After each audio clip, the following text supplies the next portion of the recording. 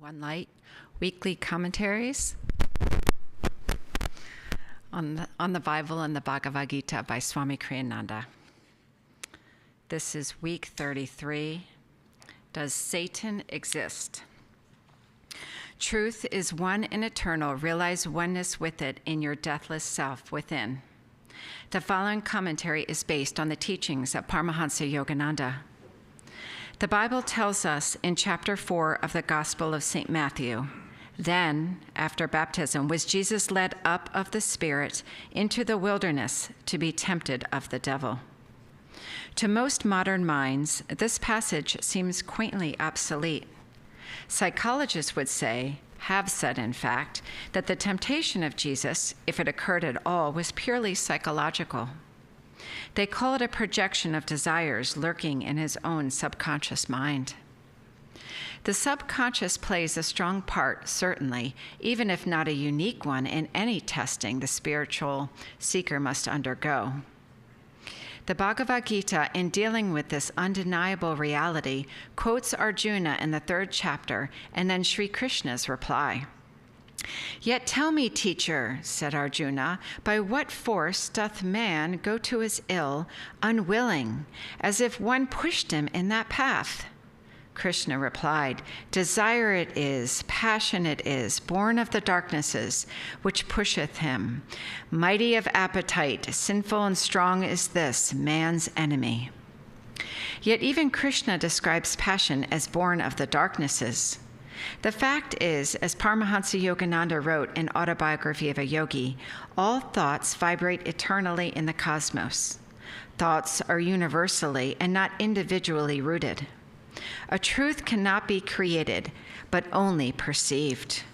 Psychology, yes, but psychology attuned to currents of consciousness that pervade the entire universe, attracted by each of us according to our own personal inclinations.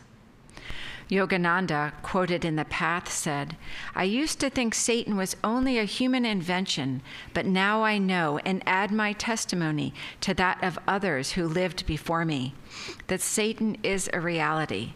He is a universal conscious force whose sole aim is to bring all beings bound to the wheel of delusion. We should take pains then to attract uplifting currents of universal consciousness and to avoid attracting the negative, which disease that it is can infect our thoughts even while it leads us to believe that our thoughts are purely our own. Thus, through the Holy Scripture, God has spoken to mankind. Om, Om.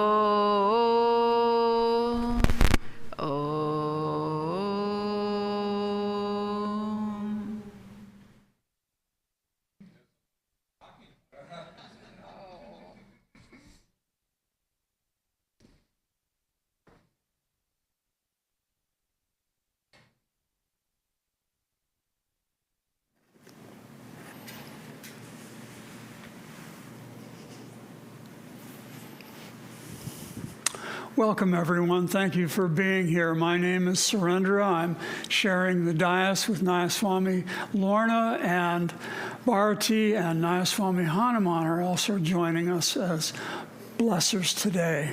I'd like to begin with a reading from Whispers from Eternity by Paramahansa Yogananda. These are prayers, and this is prayer 51.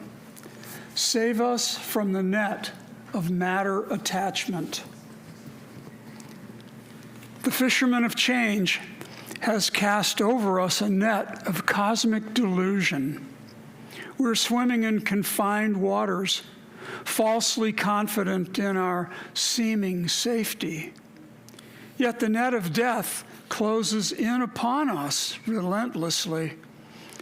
At every haul of the dragnet of delusion, many are caught, and only a scattered few escape. But at long last I leaped out into the deep sea spaces of silent communion. Thus finally did I escape the net of time. O measureless mercy, save me and all my brothers from this fearful, all-seizing, but unseen net of matter attachment.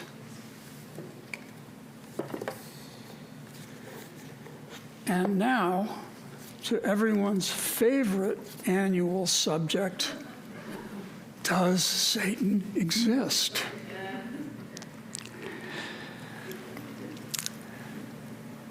That prayer mentioned a dragnet, and Dragnet is the name of one of my favorite TV shows when I was a kid. I see Bharati nodding. She remembers it. It was really something. Jack Webb, as Detective Joe Friday, had 30 minutes in which to get the criminal and solve the problem and bring justice. And week after week, he accomplished this in about 29 minutes, leaving just enough time for the victim to thank him and for his no-nonsense, just doing my job, ma'am. There was no subtlety or nuance in the dialogue, and the studio spent about $10 a week on set design. Dragnet was shot in black and white, literally and figuratively.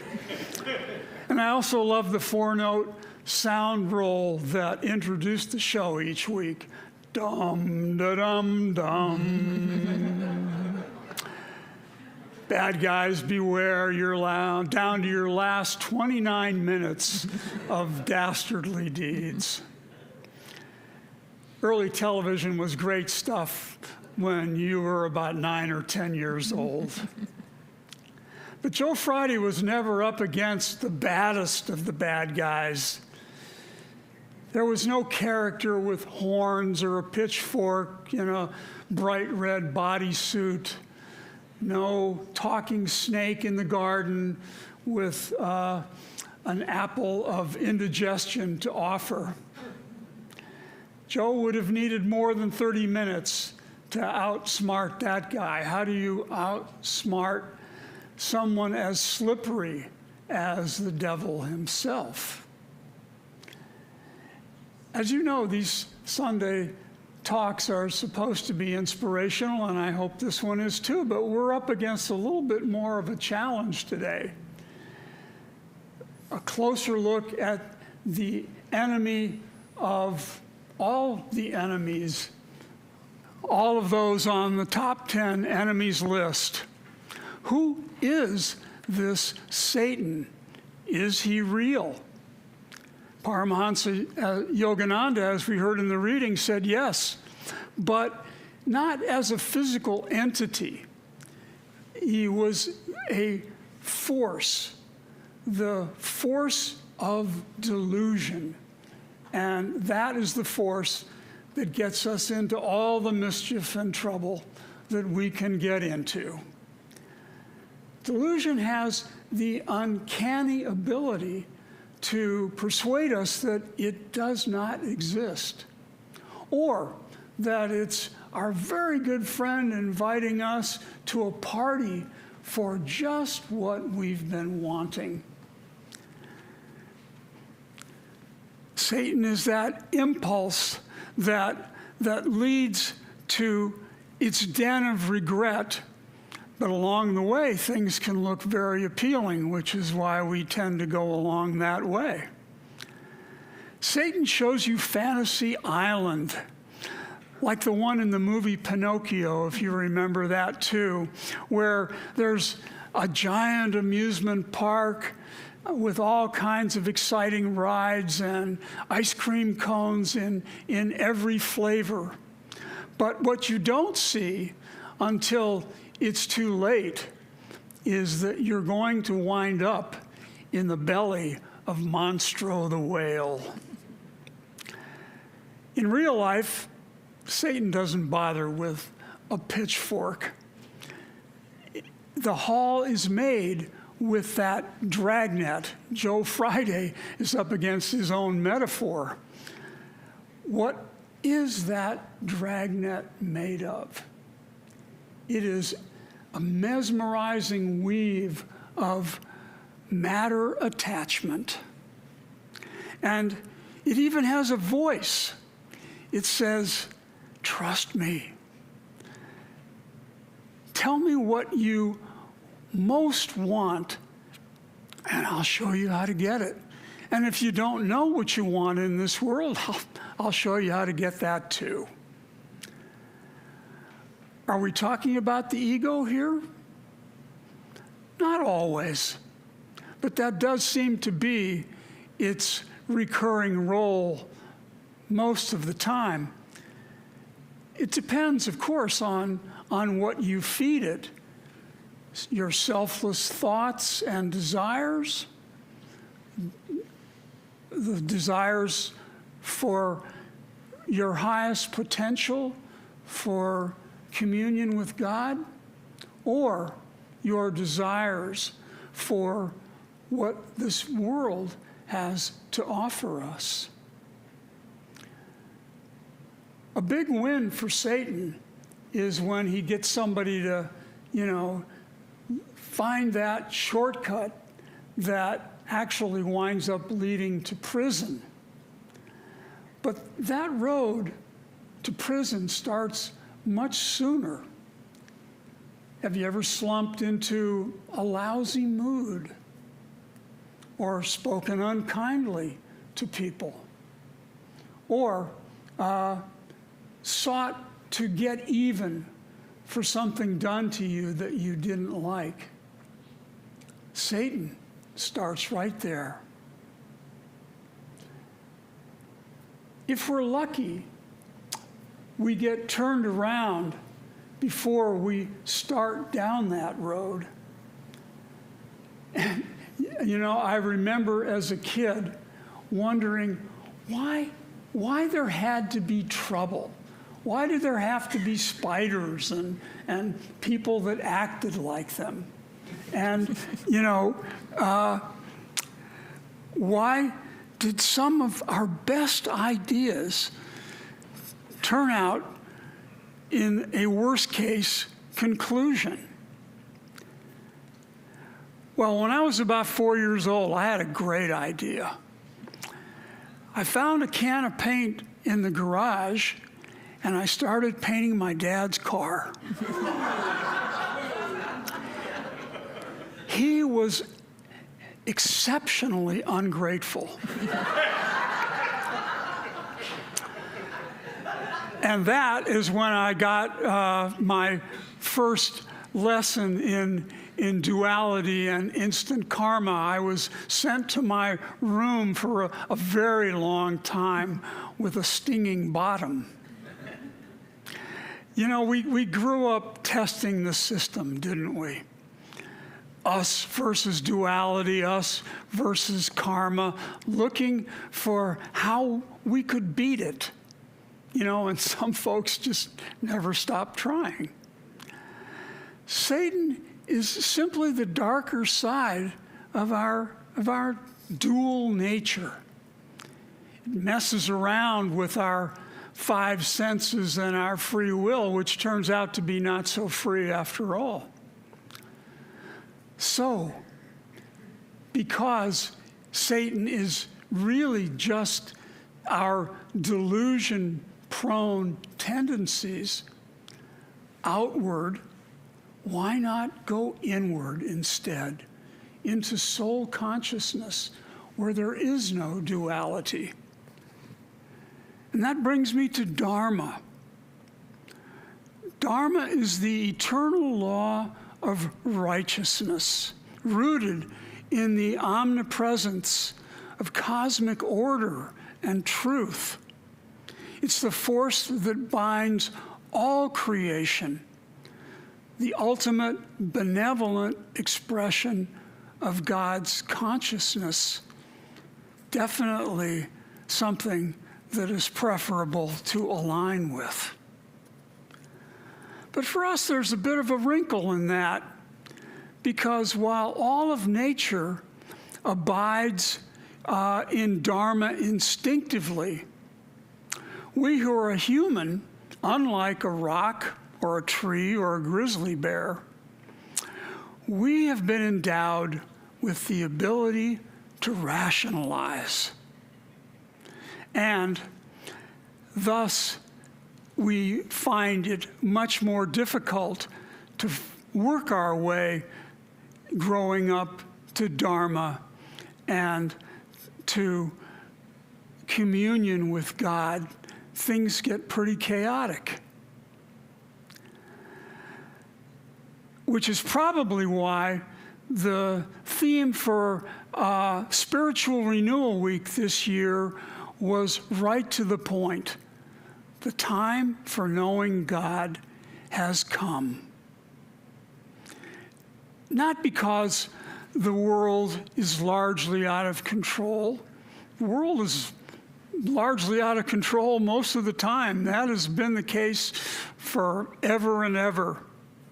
But because when we are firmly on that path to knowing God, the world cannot adversely affect us.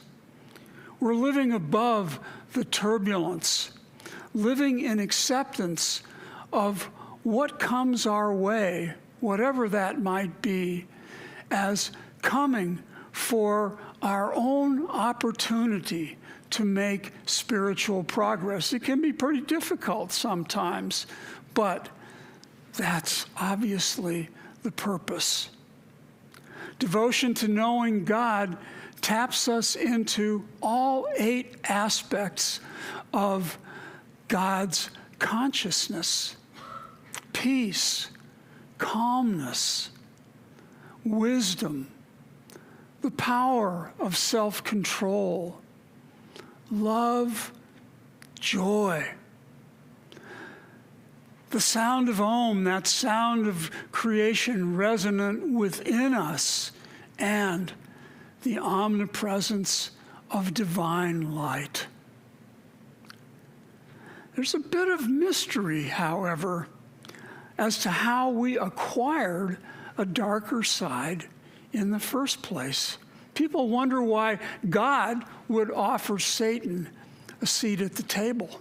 It sullies God's all-loving reputation, does it not? But the truth is, God didn't become this world by waving a magic wand. It was through vibration out from the center of God's consciousness. And vibration is a 2-stroke phenomenon, back and forth, night and day, dark and light. The contrasting balance between light and dark is what keeps the universe held together.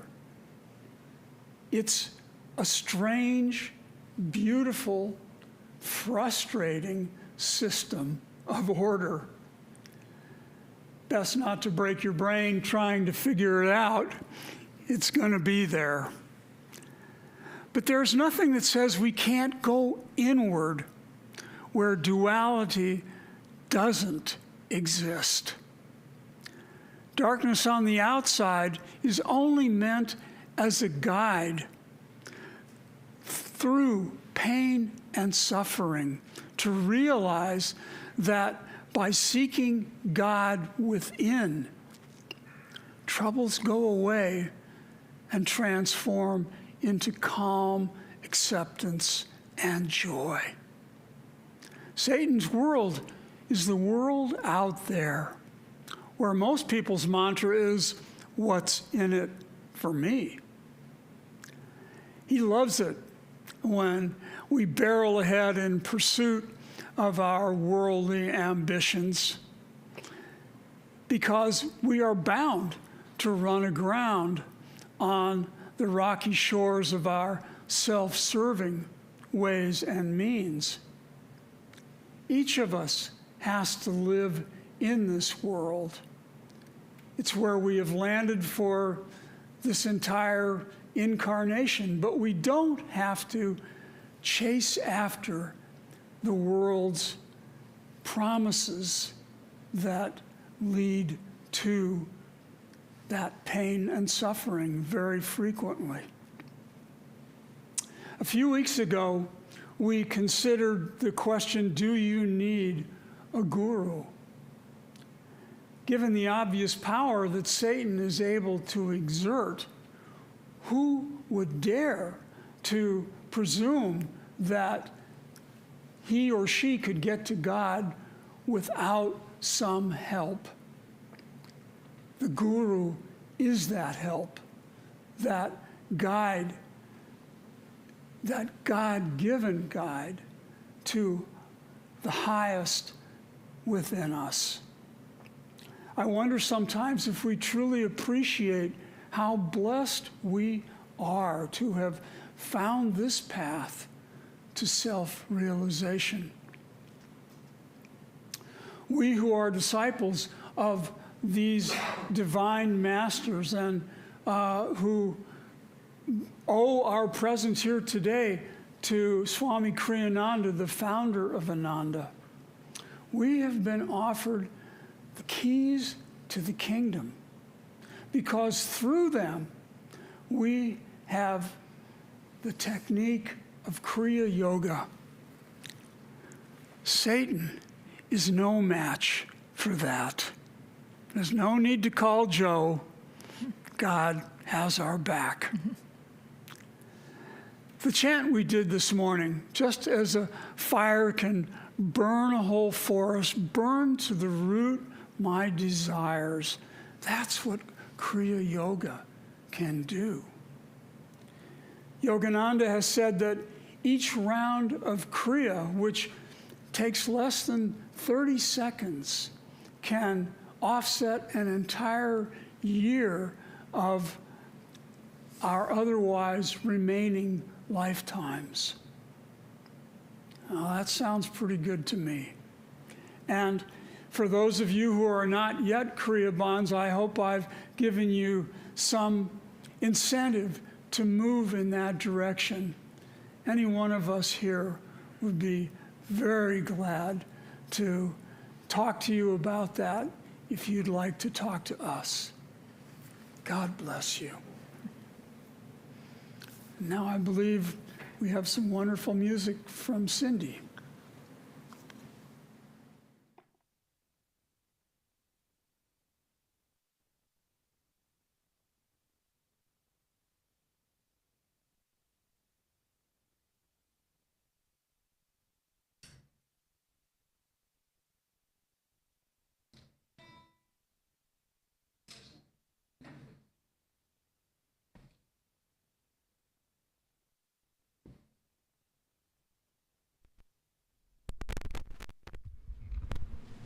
This is a song by Swami Kriyananda called Rama and Sita, and it's inspired by the Ramayana, but you'll notice in the words there's nothing about the battle, nothing about demons or monkeys or anything that, any of the drama. Swami remains laser focused on the love between Ram and Sita. And of course, Rama being divine, this implies divine love. But I'll just read very, very briefly what he says about this song. Their love was eternal. It could never be contradicted by the shadows and light of this world of Maya.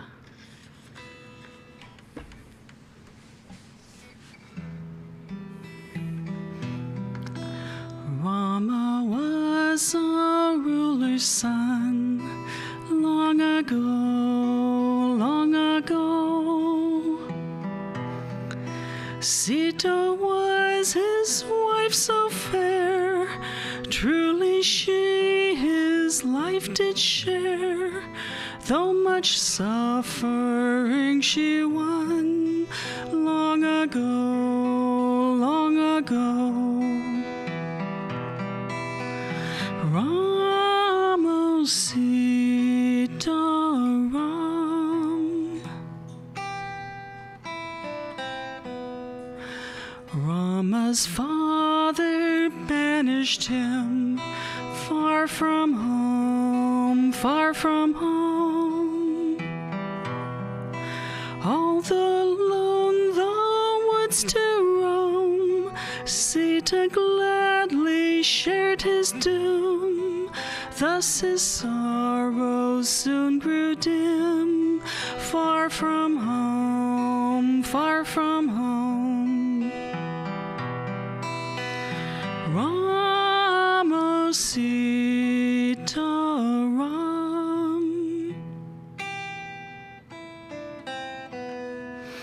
Homeless wanderers were they, many years,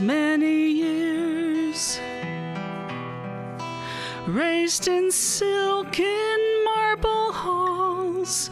Now they slept by waterfalls, for their bed they gathered hay, many years, Rama, Sita, Ram. One day came an evil man, woe the hour, woe the hour,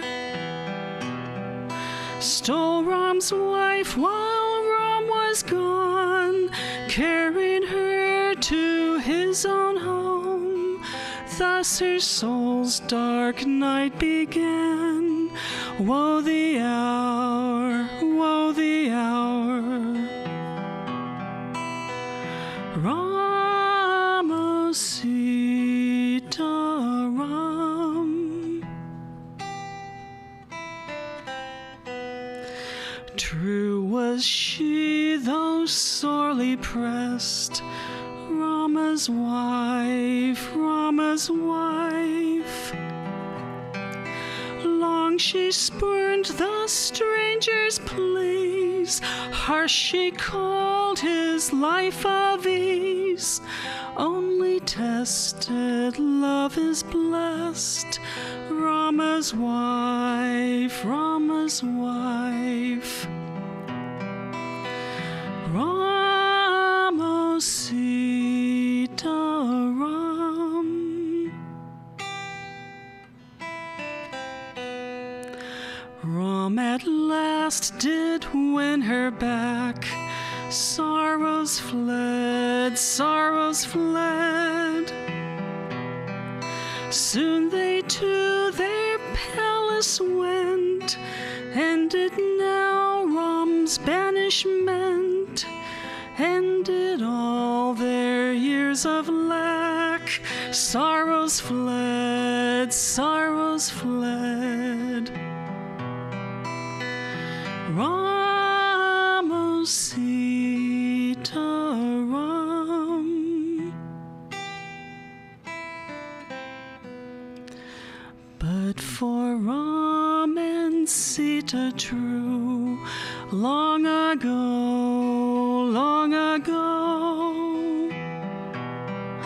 love was all their riches still. Palace gold could never fill hearts that heaven's laughter knew. Long ago, long ago. Rama, Sita, Ram.